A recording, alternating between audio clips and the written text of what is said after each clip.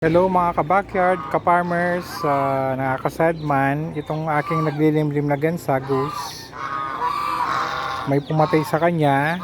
Hindi ko alam kung sawa or monitor lizard. May sugat siya sa pakpak eh. So kung python to, dito niya kinagat. Hindi man niya kinain. No? May sugat siya sa pakpak. So dito niya kinagat. Malamig-lamig pa eh. Siguro kaninang tanghali to. So 5 PM pa lang ngayon eh. Malambot pa siya eh. Naglilimlim siya eh. So yung itlog niya hindi naman damage. So pinalimlim ko sa manok muna temporary. Sana mapisa.